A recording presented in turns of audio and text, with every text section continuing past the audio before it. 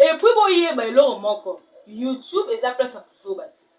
YouTube eza place oyo tia ba titre buzoba te, oyo tia titre na ya buzoba po ba nyonso ka batala pe batala eloko eza na kati eza yango te. Donc tia n'importe quoi po ba nyonso batala. YouTube eza place ba intellectuel ba papa na biso pa ko sala yango wana.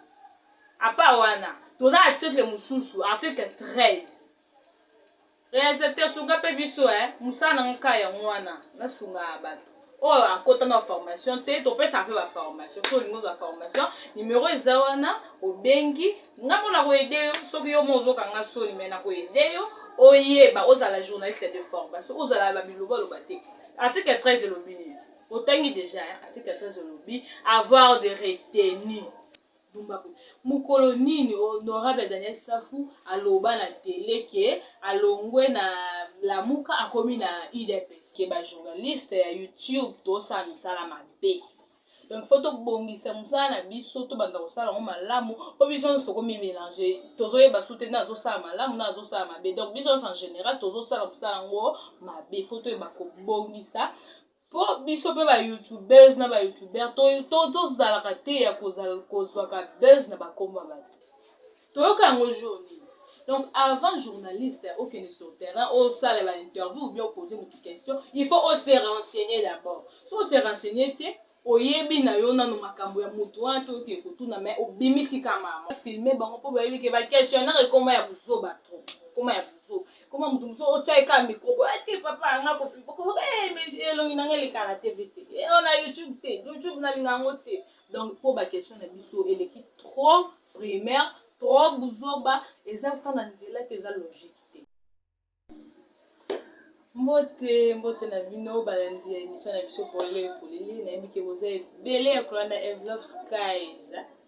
mwasi mbenga mwasi mwindo mwasi nzambe lokwa ngai na sepeli mingi bozala ebele ande bozawana avant na banda continuer bo partager ona mbali bosolanda ngai asabonner d'abord tango s'abonner pour partager na ba groupe bo partager bozala ebele na avec 5 kozana bino lisusu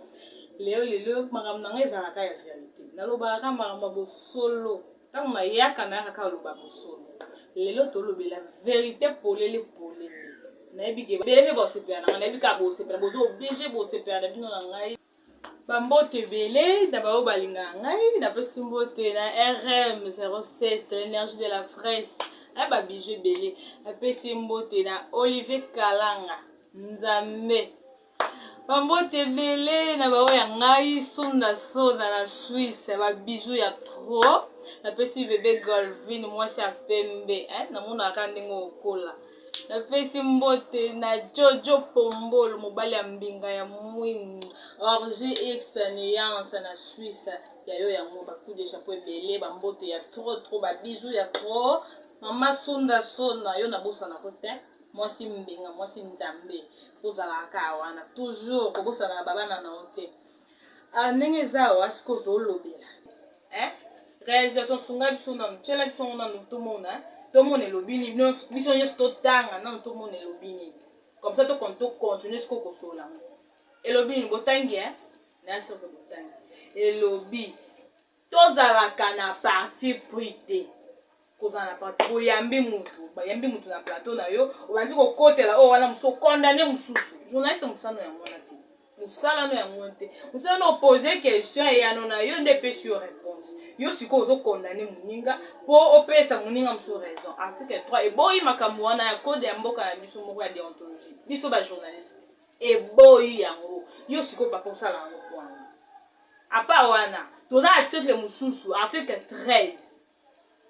réalisateur sunga pe biso musana nka ya wana na sunga bato oyo akota na formation te topesa pe ba formation so lingo za formation numéro zawana obengi nga mona ko aider soki yo mozo kanga so limena ko aider yo oyeba ozala journaliste de formation ozala babiloba lo baté article 13 lobini otangi déjà article 13 lobi avoir de retenue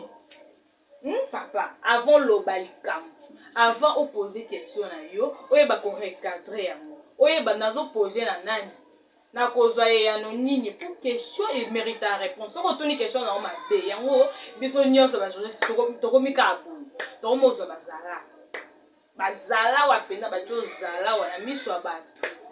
ozwi base mais base yango ozwi yango ya marke nini ya ndenge ya mabe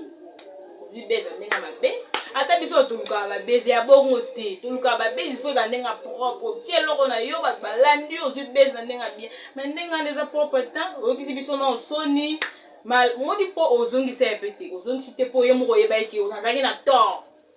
ozalaki na tort yango omonaki ndumba politique oyo toyoka okoma ndumba politique ndumba du côté politique ya moko fayulu ya moko kabila ndumba du côté politique ya moko fayulu ya moko kabila ndumba du côté politique ya moko fayulu ya moko kabila mukolo nini honorable Daniel Safou aloba na télé ke alongwe na lamuka akomi na IDPS toyoka yango jour nini donc avant journaliste okende sur terrain osala ba interview ou bien poser une question il faut se renseigner d'abord si on se renseigner te oyebi na yo nanu makambo ya mutu wana toyoke kotuna mais obimisi kama moko okoma ndumba politique yango makambo ye mpe aréagir ayoki yango mabe mpo atikala kosala yango te atikala mpe koloba yango te okobebisele réputation na ye pamba yango asali yango bongo donc biso bajournaliste fo tozalaka na kilo fo topose question avec tact tokoyisa etike ebeba te tobebisa te tobongisaka mosala ezokenda kobeba biso bajournaliste tokomi loko ya papier tala na miso ya bato nyonso ayokisi yo soni donc eleki partout donc esalaki biso pasi koyoka likambo wana honorable osali honorable bien te question wana ederangeaki yango aréagir bongo esalaki honorable bien te même basima kosala su bongo te fo oyeba korecadre question na yo avant obimisa liloba fo otuna ndenge article ya biso 13 elobi il faut ozala na retenu kozala na retenu lakisini yo moko se réserver avant otuna likambo otuni osali ba recherche question nakozwa réponse nakozeya na malamu bongo nde mosala ezalaka mpe mosala ekokende liboso eza mpona biso nyonso bajournaliste biso nyonso yo mpo oza na likambo oye koede nganga mpe na ye koede biso tozoconcentrede na mosala oyo mpo mosala ekende liboso ifo baconseil ezalaka toloba makambo bien bapa journaliste bamisusu badepute misusu oyo baministre misusu baboyaka kozala interviewe baboyaka bafilme bango mpo bayebi ke baquestionnaire ekoma ya buzoba trop ekoma ya buzoba ekoma moto mosusu otyaika micro ate papa anga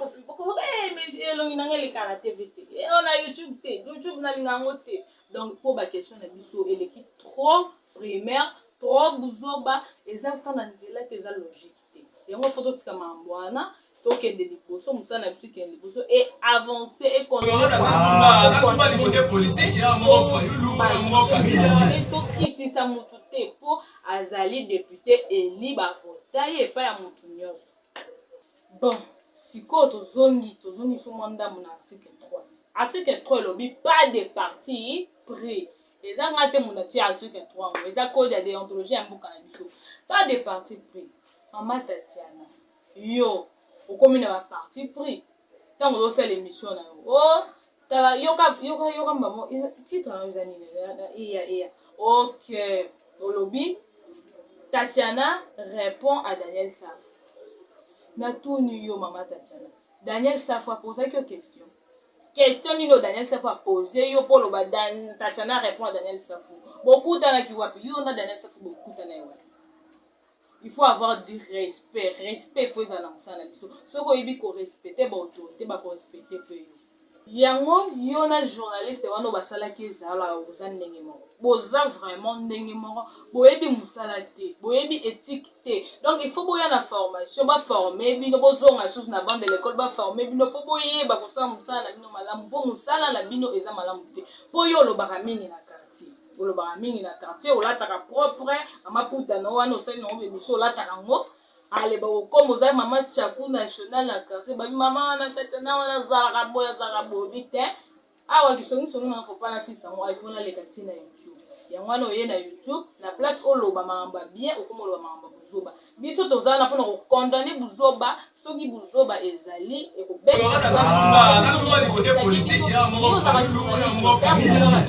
et pourtant eza ngai te ozobimisa mosala donc il faut oyeba kozala na reteni na monoko ozoyoba na honorable o soi-disant honorable tokobenga soi-disant honorable yo votaka ye mpo oloba ne soi-disant bao bavotaka ye bakorespecte oyo nanu te mpo oza impoli il faut oyeba korecadre maloba na yo eza malamu te fo et puis boyeba eloko moko YouTube eza place ya kozoba te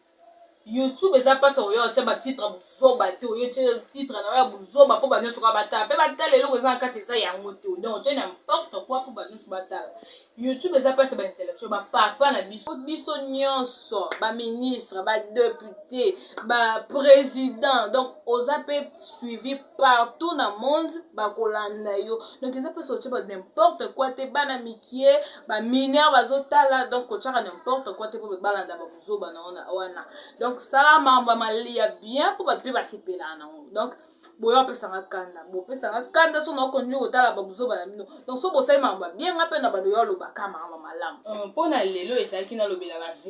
verité ya lelo ezalaki ke bajournaliste ya YouTube tosala misala mabe donc faut tobongisa mosala na biso tobanda kosala yango malamu mpo biso nyonso tokomimélange tozoyeba so te na azosala malamu na azosala mabe donc biso nyonso en général tozosala mosala yango mabe faut toyeba kobongisa mpo biso mpe bayoutubers na bayoutubeur tozalaka te ya kozwaka buzz na bakombo ya bato Tatiana, il faut tika bizaeli wana esepelisi bato nyonso te donc ngai personnellement esepelisi nga te ye moko mpe honorable Daniel Safou asepeli nango te ntango ozoloba makambo n'importe quoi na kombo na ye donc ce n'est pas dit ke nde nalobela makambo ya Daniel Safou elekisi apesi nga mwa mbongo mwa boye mwa comme biso bajournaliste tolinga eloko oyo apesi nga mwa eloko mpona lobela non ce n'est pas ça ezali juste namoni azalaki na yo ozalaki na parti pris comme déontologie na biso ezoboya na article numéro 3 eboyi makambo ozala na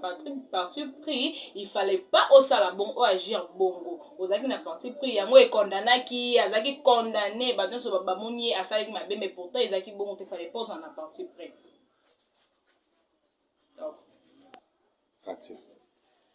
donc émission na biso ekomi okende na suka nazalaki esengo mingi kozala na bino lisusu napesi bambote ebele na Rachel Mambasa l'énergie de la presse congolaise